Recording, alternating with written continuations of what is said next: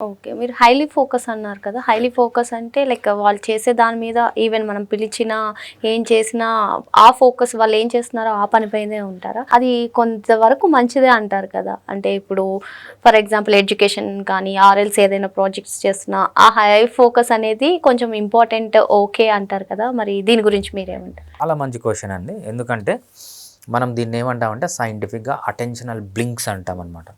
అటెన్షనల్ blinks అంటే ఏంటంటే for example ఒకడికి ఏదన్నా కార్ రిపేర్ ఒక చిన్న బాబుకి కార్ రిపేర్ చేయడం ఇంట్రెస్ట్ అనుకోండి. వాడు చేస్తూనే ఉంటాడు. ఎంతవరకు? టైంకు తినాలా, టైంకు పడుకోవాలి, టైంకు లెయ్యాలి, స్కూలుకి పోవాలి.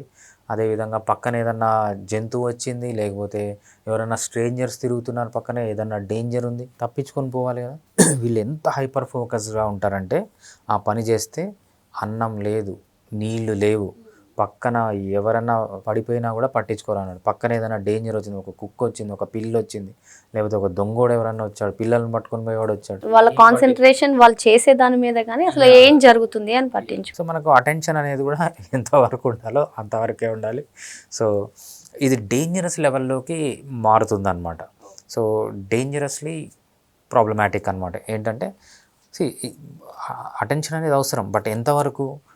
వాళ్ళ చుట్టుపక్కల కనీసం వాళ్ళకి డేంజర్ ఉన్నప్పుడు వీళ్ళు కనుక్కొని దాని నుంచి తప్పించుకోవాలి కదా!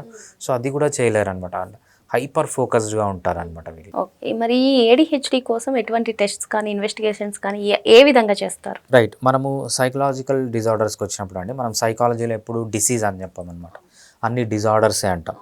మనము attention deficit hyper activity disorder అంటాము, ఆటిజం స్పెక్ట్రమ్ డిజార్డర్ అంటాము, గ్లోబల్ డెవలప్మెంటల్ డిలే అని మనం డిజార్డర్ అంటామనమాట. డిజార్డర్ అని మనం ఎందుకు అంటామంటే దాన్ని కరెక్ట్‌గా మనము ఒక ఒక మెజర్మెంట్ ఉండదు దానికి. ఎలా అంటే మీకు మలేరియా వచ్చింది, మీకు బ్లడ్ శాంపుల్ తీస్తే మలేరియా తెలిసిపోతుంది. లేకపోతే డెంగ్యూ వచ్చింది, బ్లడ్ శాంపుల్ తీస్తే డెంగ్యూ తెలిసిపోతుంది. లేదంటే ఆస్తమా వచ్చింది, ఒక ఎక్స్రే తీస్తే ఆస్తమా తెలిసిపోతుంది. లేదంటే బ్రెయిన్ ట్యూమర్ వచ్చింది, ఒక ఎంఆర్ఐ స్కాన్ కానీ సిటీ స్కాన్ తీస్తే మనకు బ్రెయిన్ ట్యూమర్ అనేది తెలిసిపోతుంది.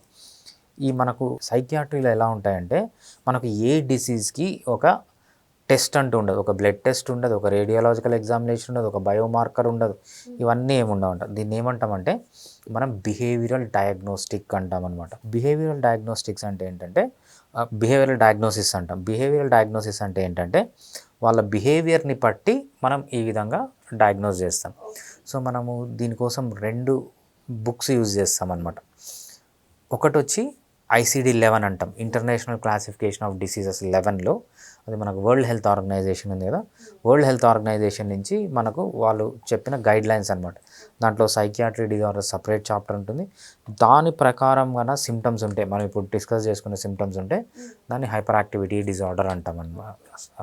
అదేవిధంగా ఇంకో బుక్ ఉంటుంది, DSM-5 అంటాం అనమాట. అదేంటంటే diagnostics and statistical manual of mental disorders అంటాం. ఇది 5th వర్జన్. 5 అంటే 5th వర్జన్.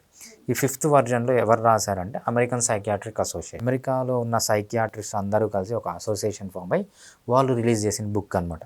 సో మనం డయాగ్నోస్ ఎలా చేస్తామంటే ఎయిదర్ DSM-5 రెఫరెన్స్ తీసుకుంటాం, లేకపోతే ICD-11 రెఫరెన్స్ తీసుకొని దాంట్లో ఉన్న ప్రకారం సిమ్టమ్స్ ఉంటే దాన్ని మనం ఏమంటామంటే ADHD అంటాం అనమాట. సో దీనికంటూ ఒక టెస్ట్ కానీ, లేకపోతే ఒక ఎక్స్రే కానీ, లేకపోతే ఒక ఏదైనా డయాగ్నోస్టిక్ టూల్ కానీ మనకు ADHDలో ఉండదు.